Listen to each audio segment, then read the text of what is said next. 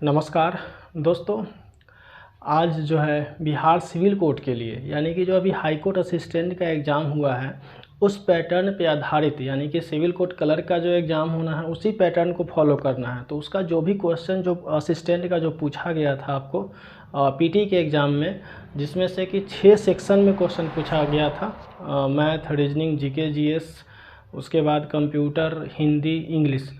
तो उसमें से आज जो है कंप्यूटर का सेक्शन और उसके बाद जीके जीएस का सेक्शन जो एग्ज़ाम में जो पूछा गया था क्वेश्चन, उस क्वेश्चन को जो है करा रहे हैं इस वीडियो में, क्योंकि इसी पैटर्न को फॉलो करेगा आपको सिविल कोर्ट। तो सिविल कोर्ट जो भी हाई कोर्ट असिस्टेंट का एग्ज़ाम हुआ है सेम हूबहू उसी पैटर्न को फॉलो करता है। तो आप लोग जो है इस वीडियो में जो अभी हाई कोर्ट असिस्टेंट में जीके जीएस और करेंट अफेयर्स में जो क्वेश्चन पूछा गया है वही क्वेश्चन जो है आपको इस वीडियो में कराएंगे। फिर अगले वीडियो में मैथ, रीजनिंग ये सब कराएंगे। और ये जो पेपर देख रहे होंगे अभी आप, ये paper high court assistant PT का एग्ज़ाम हुआ था उसी का है। ठीक है, तो जैसे चलिए पहला क्वेश्चन में चलते हैं। पहला क्वेश्चन जीके जीएस का है कि इनमें से कौन 2046 में अंतरिम सरकार का सदस्य नहीं थे। जैसे देखिए क्वेश्चन ये है कि इनमें से कौन 1946 में अंतरिम सरकार का सदस्य नहीं थे। पहला ऑप्शन इसमें दिया हुआ है doctor John Mathai. Doctor John Mathai, John Mathai. तो ये आपको जो है पहला ये अंतरिम सरकार में सदस्य थे। बी नंबर ऑप्शन दिया हुआ है इसमें सरदार बलदेव सिंह। सरदार बलदेव सिंह, ये भी आपको क्या है, ये भी सरकार में थे। तीसरा ऑप्शन जो दिया हुआ है अच्युत पटवर्धन। अच्युत पटवर्धन। तो ये आपको जो है, ये आपको सरकार का सदस्य जो है उस समय नहीं थे। अंतरिम जो सरकार बना था 1946 में जवाहरलाल नेहरू के नेतृत्व में, उनमें जो है ये अच्युत पटवर्धन क्या थे, वो अंतरिम सरकार का सदस्य नहीं थे। एक चौथा ऑप्शन इसमें दिया हुआ है जगजीवन राम। तो आपको जो है इसमें ये सब जो है आपको क्या थे, सरकार के सदस्य थे, अंतरिम सरकार में थे। लेकिन ये अच्युत पटवर्धन जो थे वो सरकार में नहीं थे, किसी मंत्री पोस्ट पे नहीं थे। तो आपका आंसर हो जाएगा अच्युत पटवर्धन। दूसरा जो क्वेश्चन है कि निम्नलिखित में से अमृत बाजार पत्रिका की शुरुआत किसने की थी। अमृत बाजार पत्रिका की शुरुआत जो है किसने की थी, तो अमृत बाजार पत्रिका की शुरुआत जो है शिशिर कुमार घोष ने किया था। ठीक है, अमृत बाजार पत्रिका का जो है शुरुआत किसने की, तो शिशिर कुमार घोष ने अमृत बाजार पत्रिका की शुरुआत किया था। चलिए अगला क्वेश्चन है कि पृथ्वी की तुलना में चंद्रमा की सतह पर, पृथ्वी की तुलना में चंद्रमा की सतह पर, देखिए नेक्स्ट क्वेश्चन जो है इसमें कह रहा है कि पृथ्वी की तुलना में चंद्रमा की सतह पर, इसमें ए नंबर जो ऑप्शन दिया हुआ है, ए नंबर जो ऑप्शन दिया हुआ है वस्तु का द्रव्यमान और भार दोनों कम हो जाते हैं। चंद्रमा पर जो है कोई वस्तु को पृथ्वी की तुलना में ले जाने पर क्या होता है, उसका दोनों कम हो जाता है क्या। ऑप्शन इसमें दिया हुआ है वस्तु का द्रव्यमान और भार दोनों कम हो जाते हैं। द्रव्यमान और भार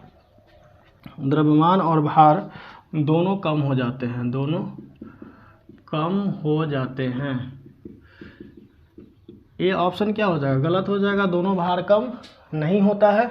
बी नंबर इसका ऑप्शन दिया हुआ है। इसका जो क्वेश्चन है वो देख लीजिएगा, पृथ्वी की तुलना में चंद्रमा की सतह पर, यानी कि पृथ्वी की तुलना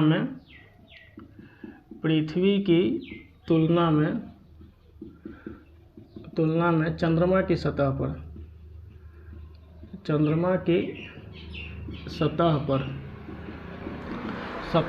उसके बाद ये ऑप्शन दिया हुआ है A number option. B number option इसमें दिया हुआ है कि वस्तु का द्रव्यमान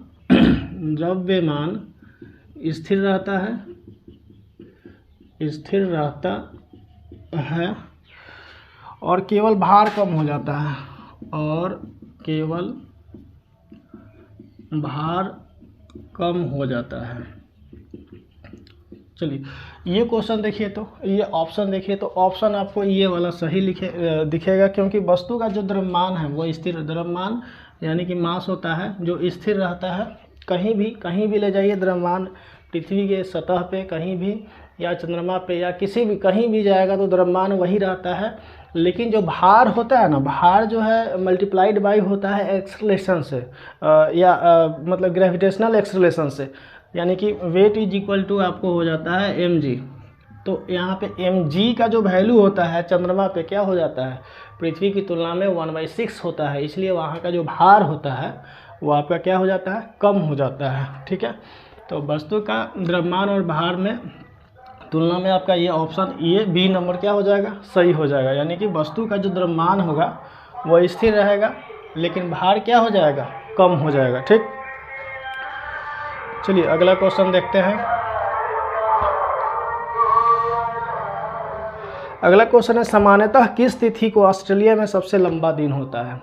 सामान्यतः किस तिथि को ऑस्ट्रेलिया में सबसे लंबा दिन होता है। तो इसका जो ऑप्शन दिया हुआ है, देखिए क्या होता है एग्जाम में कि ऑप्शन जब आपको मिलता है ना तो वहाँ भी आप कन्फ्यूजन क्रिएट होता है वहाँ भी, तो इसलिए ऑप्शन के साथ जो है देखिएगा ज़्यादा बेहतर रहेगा। जैसे पहला ऑप्शन दिया हुआ है 21 जून, दूसरा ऑप्शन दिया हुआ है 22 सितंबर, तीसरा ऑप्शन जो दिया हुआ है 22 दिसंबर, चौथा ऑप्शन जो दिया हुआ है 23 मार्च। तो देखिए, तो सामान्यतः किस तिथि ऑस्ट्रेलिया में सबसे लंबा दिन कौन से तिथि को होता है, तो सबसे लंबा जो दिन होता है ऑस्ट्रेलिया में जो होता है 22 दिसंबर को होता है। कितना दिसंबर को होता है, 22 दिसंबर को होता है। 22 दिसंबर को ऑस्ट्रेलिया में सबसे लंबा दिन होता है। ठीक है, देख लीजिएगा। आगे देखिए, अगला क्वेश्चन है दोस्तों कि जैसे जैसे हम देखिए, अगला जो क्वेश्चन है वो थोड़ा सा आपको कंसेप्चुअल है, जब तक आप कंसेप्चुअली नहीं जानते हैं तब तक जो है दिक्कत हो जाएगा। जैसे अगला क्वेश्चन है कि जैसे जैसे हम यहाँ पे फिल इन द ब्लैंक्स है, जैसे जैसे हम फिल इन द ब्लैंक्स है से फिर से फिल इन द ब्लैंक्स है की ओर बढ़ते हैं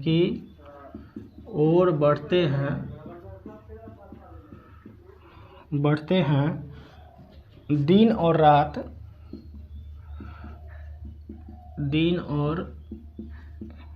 रात की अवधि में अंतर बढ़ता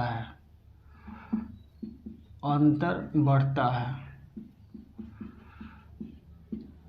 तो देखिए, जैसे जैसे हम बढ़ते हैं की ओर बढ़ते हैं दिन और रात की अवधि में क्या होता है, अंतर बढ़ता है। इसका जो पहला ऑप्शन जो दिया हुआ है, पहला जो ऑप्शन दिया हुआ है इसमें भूमध्य रेखा और ध्रुव।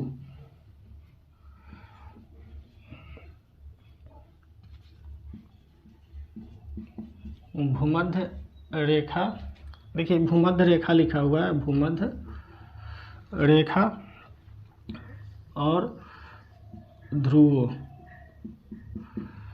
यानी कि इसमें जो है वैसे ऑप्शन आंसर यही होगा कि जैसे जैसे हम आगे बढ़ते हैं किधर, भूमध्य रेखा की ओर। भूमध्य यानी कि यहाँ पे अगर हम लिख दें भूमध्य रेखा से किधर बढ़ते हैं, ध्रुव की ओर बढ़ते हैं, ध्रुवों की ओर बढ़ते हैं, तो दिन और रात की अवधि क्या होती है, दिन और रात की अवधि के अंतर में क्या होता है, बढ़ते जाता है। ठीक है, अवधि उसका जो है दोनों बढ़ते जाता है। तो अगला क्वेश्चन है दोस्तों कि अगला क्वेश्चन ये कह रहा है कि निम्नलिखित में से किस स्थान का समय ग्रीनविच टाइम यानी कि GMT से आगे का समय होने की संभावना है। ठीक है, तो आपको इसमें ऑप्शन जो दिया हुआ है लिस्बन, बगदाद, न्यूयॉर्क और ब्यूनस आयर्स। तो आप नीचे कमेंट भी कर सकते हैं कि कौन जो है इसमें GMT से आगे का समय होने का इसमें निर्धारित करता है। तो देखिए इसमें क्या है कि GMT हम लोग जो है इसी से निर्धारित कर सकते हैं कि हमारा जो भारत देश है GMT से 5.5 घंटा आगे है। GMT से 5.5 घंटा आगे है, यानी कि एशियन जो भी कंट्री है, एशिया का जो भी कंट्री है वो क्या होगा, GMT से आगे होगा। और उधर जो आपका जो भी अमेरिकन कंट्री हो मतलब दक्षिणी देश है, वो सब क्या होगा आपको क्या होगा, वो GMT से पीछे होगा। तो वहाँ यहाँ पे जैसे देखिए एक दिया हुआ है ऑप्शन में लिस्बन, एक ऑप्शन में दिया हुआ है बगदाद, तीसरा ऑप्शन दिया हुआ है न्यूयॉर्क, उसके बाद ब्यूनस आयर्स। तो ये 4 ऑप्शन दिया हुआ है। पूछ रहा है कि इसमें से कौन जो है GMT से आगे होने की संभावना है, आगे का समय होने की संभावना है। तो देखिए तो इसमें जो है ये लिस्बन जो है आपको पश्चिम का देश है, न्यूयॉर्क भी जो है पश्चिम का देश है, ब्यूनस आयर्स भी है जो पश्चिम का देश है। ये बगदाद कहाँ पे है, एशिया में पड़ता है। बगदाद यानी कि इराक की राजधानी है। तो जब एशिया में पड़ता है तो ये चाहे जितना घंटा आगे हो, ये नहीं पता है कि हाँ कितना घंटा आगे है। जैसे हम लोग 5.5 घंटा का समय हम लोग का वहाँ से आगे है, तो उस हिसाब से देखें तो आपका आंसर क्या हो जाएगा, बगदाद हो जाएगा, क्योंकि एशियन जो भी है वो GMT से आगे है। ठीक है, चलिए तो उस हिसाब से जो है इसको ये करना है, बनाना है। अगला क्वेश्चन है कि निम्नलिखित में से, देखिए दोस्तों आगे का जो क्वेश्चन है वो कूट वाला क्वेश्चन है। कूट समझते होंगे, 2 दे देता है ऑप्शन, उसमें जो है 2 जो है आपको कथन देता है, उसके बाद नीचे जो है उसका ऑप्शन देता है। जैसे क्या है कि निम्नलिखित कथनों पर विचार करें, तो निम्नलिखित कथनों पर विचार करें। पहला कथन क्या है इसमें, पहला कथन ये है कि उत्तर और दक्षिण कोरिया के बीच सीमा का निर्धारण, उत्तर कोरिया और दक्षिण कोरिया,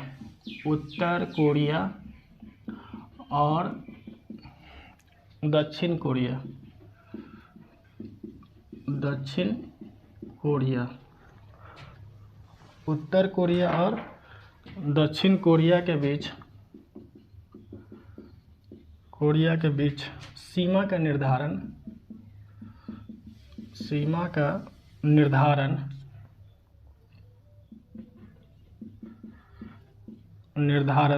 17वीं अक्षांश रेखा है। तो क्या ये सही है? ये आपका दिया हुआ जो कूट है वो क्या है, गलत है। उत्तर कोरिया और दक्षिण कोरिया के बीच कौन सा रेखा निर्धारित करती है, तो 38वीं समानांतर रेखा। कौन सा रेखा, 38वीं समानांतर रेखा। इसका जो 2 नंबर ऑप्शन, 2 नंबर जो दिया हुआ है, यानी कि संयुक्त राज्य अमेरिका USA और कनाडा, ये दोनों के बीच में जो है सीमा का निर्धारण, कनाडा के बीच सीमा का निर्धारण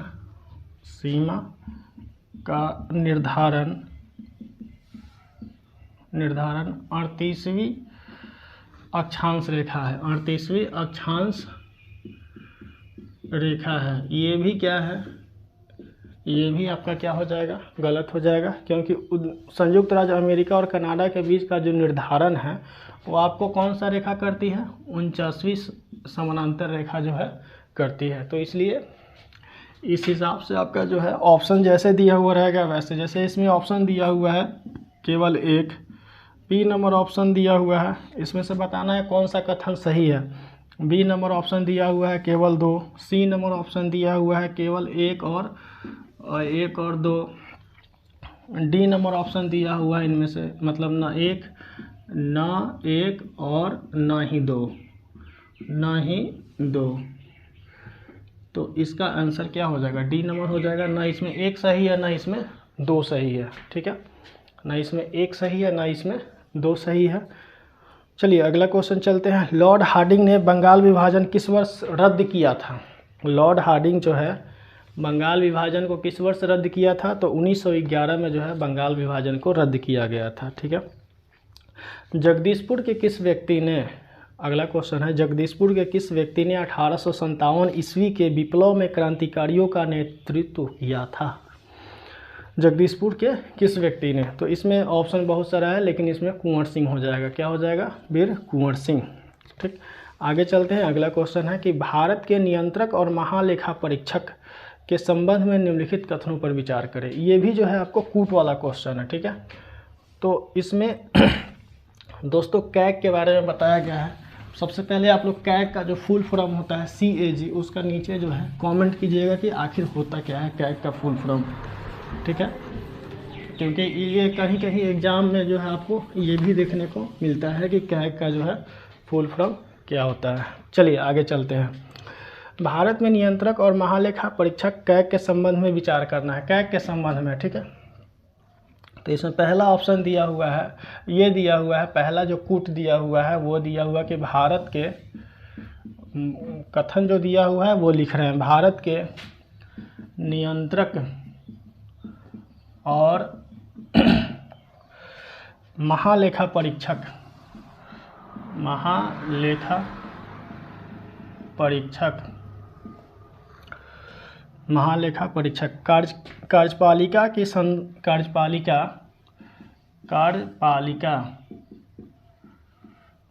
कार्यपालिका की संसद के प्रति उत्तरदायी, संसद के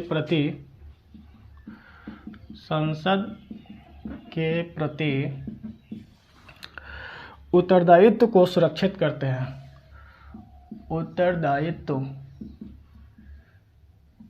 उत्तरदायित्व को सुरक्षित करते हैं।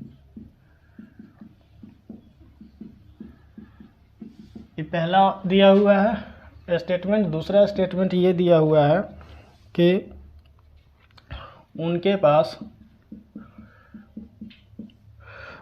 पास लेखा परीक्षा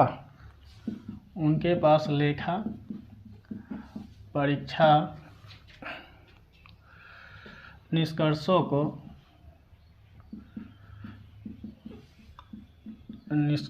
को लागू करने की कोई शक्ति नहीं होती है, कोई शक्ति नहीं होती है, कोई शक्ति नहीं होती है। यानी कि दो स्टेटमेंट दिया हुआ है। अब इसमें जो है कौन सा कथन सही है ये बताना है। तो इसका एक नंबर जो दिया हुआ है केवल एक है, बी नंबर जो ऑप्शन दिया हुआ है केवल दो है, सी नंबर जो ऑप्शन दिया हुआ है एक और दो दोनों है, डी नंबर ऑप्शन दिया हुआ है ना एक है ना एक ना दो। ठीक है, तो इसमें देखिए तो जो CAG कैग है उससे संबंधित ये क्वेश्चन है।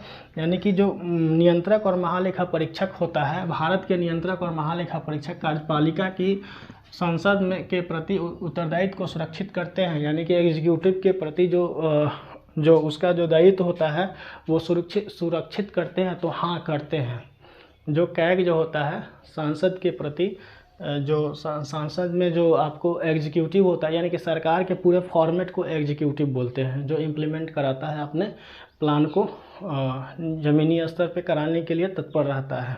तो उनको जो है ये दोनों का जो पहला जो लाइन है वो क्या है, उत्तरदायित्व को सुरक्षित करते हैं, तो हाँ करते हैं। ये आपका क्या होगा स्टेटमेंट सही होगा। दूसरा स्टेटमेंट उनके पास लेखा परीक्षक निष्कर्षों को लागू करने की कोई शक्ति नहीं होती है। हाँ सुरक्षित करता है, केवल सलाह दे सकता है, लेकिन इम्प्लीमेंट कराने के लिए किसी योजना को या कोई भी काम को या कोई भी लेखा को वो जो है फोर्स नहीं कर सकता है। ठीक है, तो यहाँ पे उसके पास कोई शक्ति नहीं होता है। क्या होता है? शक्ति नहीं होता है। दोनों ऑप्शन क्या है? सही है। तो इसमें एक और दोनों हो जाएगा, सी नंबर इसका ऑप्शन हो जाएगा। ठीक है, अगला जो क्वेश्चन है कि देखिए निम्नलिखित में से किस केंद्र शासित प्रदेश का राज्यसभा में प्रतिनिधित्व है? कुछ जो केंद्र शासित प्रदेश है यूटी है उसका राज्यसभा में क्या है प्रतिनिधित्व है और कुछ का नहीं है। तो जैसे देखिए पहला है पुडुचेरी, दूसरा है पुडुचेरी, दूसरा है राष्ट्रीय राजधानी क्षेत्र एनसीटी दिल्ली, एनसीआर होगा लेकिन एनसीटी दिल्ली, ठीक है। तीसरा ऑप्शन दिया हुआ है इसमें जम्मू कश्मीर, ठीक है, जम्मू कश्मीर। चौथा ऑप्शन दिया हुआ है लद्दाख, ठीक है, लद्दाख। तो इसमें देखिए पुदुचेरी में भी जो है एक आपका क्या है राज्यसभा सदस्य पुदुचेरी से एक चुन करके जाता है, एनसीआर दिल्ली से 3 चुन के जाता है, जम्मू कश्मीर से 4 चुन के जाता है, लेकिन लद्दाख से एक भी नहीं है। यानी कि क्या हो जाएगा इसका आंसर हो जाएगा इसमें जो ऑप्शन दिया हुआ है, जैसे पहला ऑप्शन इसमें दिया हुआ है केवल 2, मतलब केवल इसमें से 2 ही जो है आपको राज्यसभा सदस्य भेजते हैं राज्यसभा में, ठीक है। बी नंबर ऑप्शन इसमें केवल 2 लिखा हुआ है, केवल 2। बी नंबर ऑप्शन है केवल 2 और 3, केवल 2 और 3। अब देखिए तो 2 और 3 एक को छोड़ दिया, यानी कि सी नंबर ऑप्शन जो इसमें दिया हुआ है 1, 2 और 3 तीनों, तो इसलिए आंसर क्या हो जाएगा सी नंबर ऑप्शन आंसर हो जाएगा। यानी कि इसमें 1, 2 और 3 केवल लद्दाख जो है अपना राज्यसभा सदस्य नहीं भेजता है राज्यसभा में। चलिए अगला क्वेश्चन है, कौन सा रीट व्यक्तिगत स्वतंत्रता को सुरक्षित करता है? कौन सा जो रीट है व्यक्तिगत स्वतंत्रता को, which of the following रीट्स secures the personal freedom? तो ये आपका आंसर क्या हो जाएगा बंदी प्रत्यक्षीकरण। इसका जो आंसर हो जाएगा आपका हो जाएगा बंदी प्रत्यक्षीकरण, लिखने का ज़रूरत नहीं है, बंदी प्रत्यक्षीकरण समझ रहे होंगे। चलिए अगला क्वेश्चन है कि भारत के संविधान के तहत निम्नलिखित में से कौन सा मौलिक कर्तव्य नहीं है? देखिए क्वेश्चन जो है ना दोस्तों ये बहुत ही कंसेप्चुअल क्वेश्चन आया हुआ था एग्ज़ाम में, तो इसमें आपको जो है ये जो क्वेश्चन है मौलिक कर्तव्य नहीं है। तो मौलिक कर्तव्य आप समझते होंगे कि 11 मौलिक कर्तव्य है, जो कि 11 याद करना बहुत ही टफ काम है, याद होता नहीं है वैसे। अब जो सिर्फ जो पॉलिटिकल साइंस पढ़ेगा, पॉलिटी पढ़ेगा, हो सकता है कि उसको याद हो जाए, लेकिन यहाँ जनरल कंपटीशन में तो पूरा का पूरा सारा चीज़ पढ़ना है, तो हमेशा याद रखना या याद करना बहुत टफ काम होता है। चलिए इसमें जो है जो अगला जो क्वेश्चन है कि भारत के संविधान के तहत निम्नलिखित में से कौन सा मौलिक कर्तव्य नहीं है? मौलिक कर्तव्य नहीं है। तो इसमें देखिए इसमें ना आप एलिमिनेशन जो मेथड होता है, एलिमिनेट करने वाला मेथड होता है, उस मेथड से इसको छांट सकते हैं। भारत की एकता और अखंडता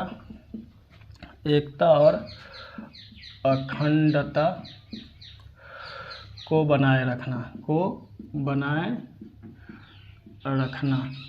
ठीक है। तो मौलिक कर्तव्य, तो ये तो मौलिक कर्तव्य है आपका कि भारत की एकता और अखंडता को क्या करना है, बनाए रखना है। दूसरा है कि प्राकृतिक पर्यावरण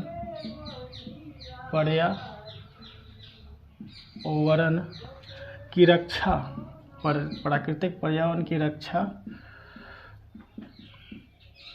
और सुधार करना, पर्यावरण की रक्षा करना और इसकी सुधार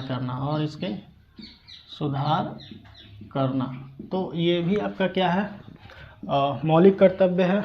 ये भी आपका क्या है मौलिक कर्तव्य है। इसका देखिए सी नंबर है कि कल्याणकारी राज्य की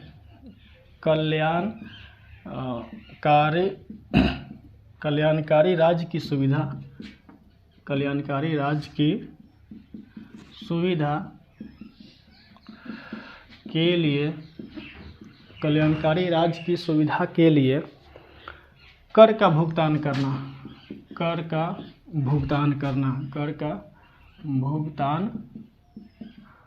करना, तो ये भी आपका क्या है कल्याणकारी राज्य की सुविधा के लिए कर का जो टैक्स होता है, हम लोग आरटीआई फाइल करते हैं, या जो भी टैक्स, इनकम टैक्स या डायरेक्ट टैक्स या जीएसटी के माध्यम से, तो ये मूल नागरिक मतलब नागरिकों का ये कर्तव्य है कि आपको क्या करना है, मौलिक कर्तव्य है कि अपने सुविधा के लिए जो है टैक्स का भरपाई करना है, टैक्स देना है सरकार को, ठीक है।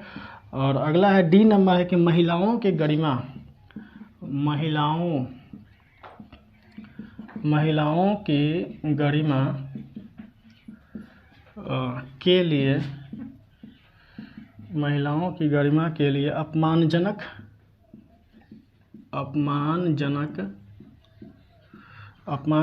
प्रथाओं का त्याग करना, प्रथाओं का त्याग करना। तो ये आपका मौलिक कर्तव्य नहीं है, ये आपका क्या है, मौलिक कर्तव्य में 11 जो मौलिक कर्तव्य है उसमें इसको शामिल नहीं किया गया है, ठीक है। महिलाओं की गरिमा के लिए अपमानजनक प्रथाओं का जो है, कुप्रथाओं का जो पहले से चला आ रहा है उसको त्याग करना, ये आपको जो 11 मौलिक कर्तव्य है उसमें नहीं दिया गया है। अगला क्वेश्चन है, ठीक है, तो इसलिए आंसर क्या हो जाएगा, ये वाला आंसर हो जाएगा, क्योंकि जो आपको कर्तव्य नहीं है वही बताना है। अगला क्वेश्चन है कि न्यायपालिका के संबंध में कथनों पर विचार करना है, न्यायपालिका के संबंध में कथनों पर क्या करना है, विचार करना है। पहला जो क्वेश्चन, पहला देखिए न्यायपालिका के संबंध में, किसके संबंध में, न्यायपालिका के संबंध में निम्नलिखित कथनों पर, यानी कि इसमें 3 कथन दिया गया है, उस पर आपको विचार करना है। तो पहला जो कथन दिया हुआ है, उसके बाद में आपको आंसर आगे कूट में क्वेश्चन पूछा गया है कि इनमें से कौन सा सही है, कौन सा सही है। तो पहला जो क्वेश्चन, पहला जो स्टेटमेंट दिया हुआ है कि संसद द्वारा पारित प्रत्येक कानून को सर्वोच्च न्यायालय के अनुमोदन की आवश्यकता होती है। अच्छा, संसद के द्वारा जो भी कानून पारित होता है किसकी आवश्यकता होती है, सुप्रीम कोर्ट की आवश्यकता होती है, नहीं होती है, यानी कि क्या हो जाएगा, ये ऑप्शन गलत, ये आपको गलत हो जाएगा। दूसरा है कि न्यायपालिका अपने निर्णय को रद्द कर सकती है, न्यायपालिका जो है अपने निर्णय को रद्द कर सकती है यदि वह संविधान की भावना के खिलाफ हो। जैसे संविधान में कोई चीज़, जैसे सपोज मान लेते हैं कि कोई चीज़ लिखा गया है, जैसे आपको राइट दिया गया है, जो अधिकार, मौलिक अधिकार, फंडामेंटल राइट दिया गया है, और उसके अगेंस्ट में जा कर के अगर सुप्रीम कोर्ट या कोई भी हाई कोर्ट अगर फैसला सुनाती है, तो वो जो न्यायालय है फिर से अपना फैसला जो है बदल सकती है, अपनी फैसला को चेंज कर सकती है। कब, जब वो मानव के हितों के खिलाफ हो, मानव के भावना के खिलाफ हो तो कर सकती है, ठीक। इसका तीसरा नंबर ऑप्शन जो दिया हुआ है, यानी कि 2 नंबर सही हो जाएगा। तीसरा नंबर ऑप्शन दिया हुआ है कि मौलिक अधिकार का उल्लंघन होने पर देश का कोई भी नागरिक न्यायालय का दरवाज़ा खटखटा सकता है। मौलिक अधिकार का क्या होने पे, उल्लंघन होने पर, मौलिक अधिकार का उल्लंघन होने पर देश का कोई भी नागरिक न्यायालय का दरवाज़ा खटखटा सकता है। तो ये भी क्या है, सही है, यानी कि इसमें 2 सही है, ऑप्शन नंबर 2, मतलब स्टेटमेंट 2 और 3। चलिए अगला क्वेश्चन है, अगला क्वेश्चन है दोस्तों कि इसमें निम्नलिखित में से प्रायः कौन आर्थिक विकास का सहगामी है, कौन आर्थिक विकास, इकोनॉमिक से रिलेटेड है क्वेश्चन, तो आर्थिक विकास से सहगामी है, तो ये आंसर हो जाएगा मुद्रास्फीति। मुद्रास्फीति यानी कि इसको इन्फ्लेशन बोलते हैं अंग्रेजी में, ठीक है, इसका आंसर हो जाएगा। अगला क्वेश्चन है कि भारत के संविधान का कौन सा अनुच्छेद भारतीय निर्वाचन आयोग की स्थापना से संबंधित है, भारतीय निर्वाचन आयोग की स्थापना से संबंधित कौन सा है, तो अनुच्छेद 324 है। अगला क्वेश्चन है कि वर्तमान में राष्ट्रीय महिला आयोग के अध्यक्ष कौन है, तो रेखा शर्मा है, ठीक है। अगला क्वेश्चन है कि निम्नलिखित में से कौन भारत के उपराष्ट्रपति का पद संभाला। देखिए इसमें 4 ऑप्शन दिया हुआ है, आपको लिख रहे हैं यहाँ पे, इसमें बताना है कि इसमें से कौन कौन जो है उपराष्ट्रपति के पद पे भी जो है रहे हैं। जैसे पहला है इसमें कि मोहम्मद हिदायतुल्लाह,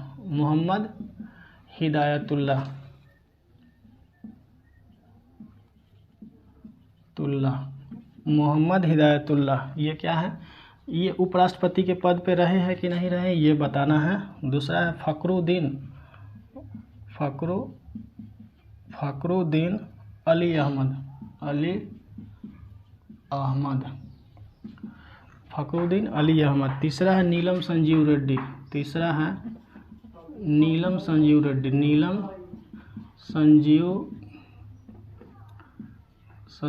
रेड्डी। चौथा है ऑप्शन, इसमें ऑप्शन नहीं, ये आपको दिया हुआ है, चुनना है, इसमें चूज करना है शंकर दयाल शर्मा। तो आपको इसमें बताना ही कौन कौन जो है उपराष्ट्रपति के पद पे पहले भी रह चुके हैं। तो देखिए मोहम्मद हिदायतुल्लाह ये उपराष्ट्रपति के पद पे रह चुके हैं।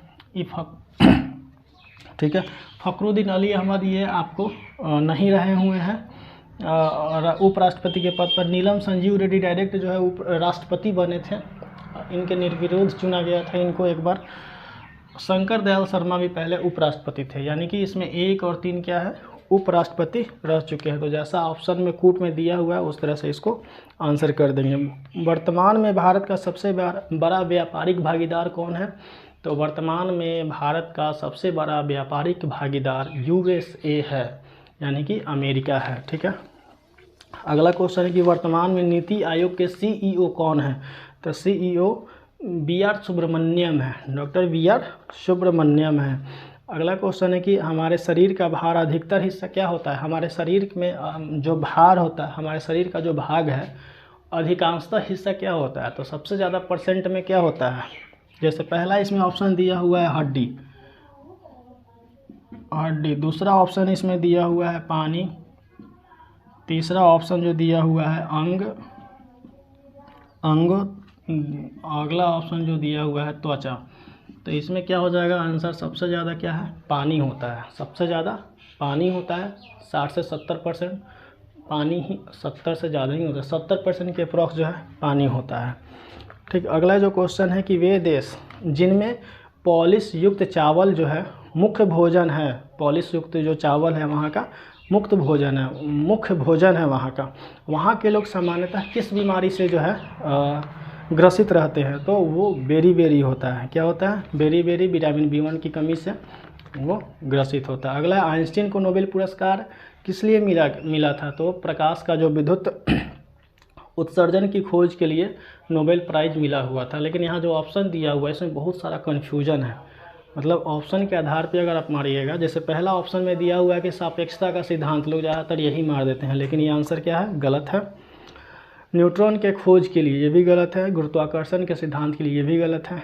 डी है इनमें से कोई नहीं, तो डी नंबर ऑप्शन हो जाएगा इनमें से कोई नहीं। आइंस्टाइन को 1921 में नोबेल प्राइज़ मिला हुआ था प्रकाश के विद्युत जो प्रकाश का उत्सर्जन का जो खोज हुआ था प्रकाश विद्युत में, उसके लिए। ठीक है, 1 हॉर्स पावर बराबर 746 वाट होता है। ठीक, अगला जो क्वेश्चन है, पेट्रोलियम उद्योग में शुद्धिकरण का विधि क्या है, कार्य विधि क्या है? तो देखिए आंशिक अवसादन है, आंशिक आसवन है। आंशिक आसवन जो है पेट्रोलियम उद्योग में जो है, पेट्रोलियम उद्योग में मुख्य शुद्धिकरण या पृथक्करण, यानी कि जो पेट्रोलियम को अच्छा पेट्रोलियम, जैसे पेट्रोलियम को 3-4 भाग में बांटा जाता है, तो उसको शुद्ध करने के लिए यानी कि कौन सा विधि अपनाया जाता है? तो आंशिक आसवन विधि अपनाया जाता है। देखिए आगे है कंप्यूटर का जो है 10 क्वेश्चन है, उसको भी करा देते हैं। उसके बाद जो है अगला वीडियो में मैथ और रीजनिंग कराएंगे। द्वितीय पीढ़ी कंप्यूटर्स में प्रायः प्रयोग होता है, तो ट्रांजिस्टर। अगला है desktop computers, laptop computers, tablets और स्मार्टफोन विभिन्न प्रकार के क्या है? तो ये सब माइक्रो कंप्यूटर्स हैं। क्या है? माइक्रो कंप्यूटर्स के उदाहरण हैं। अगला क्वेश्चन है कि निम्नलिखित में से कौन सुपर कंप्यूटिंग के जनक के रूप में जाने जाते हैं? तो सैमुर क्रे हैं, आंसर हम बता रहे हैं जो क्वेश्चन आपको आया हुआ है। कंप्यूटर में निम्नलिखित में से कौन सी यूनिट प्रोसेसिंग के लिए उत्तरदायी है और कंप्यूटर का मस्तिष्क भी कहलाती है? तो ये आंसर हो जाएगा CPU। अगला क्वेश्चन है कि निम्नलिखित में से कौन कंप्यूटर का मुख्य सिस्टम बोर्ड है? तो मदर बोर्ड हो जाएगा आंसर। अगला क्वेश्चन है कि शिफ्ट कंट्रोल और अल्ट ये सब कुंजी है, इसको क्या कहा जाता है? तो मॉडिफायर कुंजी कहा जाता है।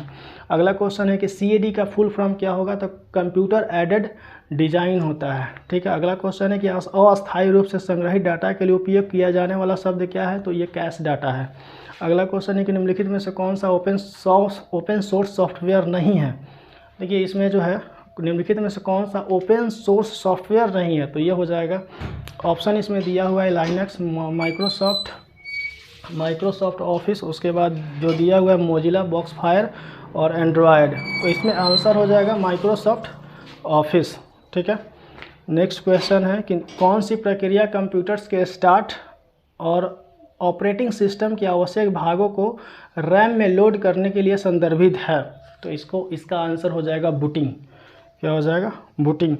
तो ये इसमें कंप्यूटर और GK GS का इस वीडियो में पूरा किए हैं। नेक्स्ट वीडियो में जो है मैथ्स और रीजनिंग करेंगे। तो ठीक है, लेस ट्यूनिंग माई जो चैनल है वो, और फिर नेक्स्ट वीडियो में हम लोग मिलते हैं। तब तक के लिए धन्यवाद।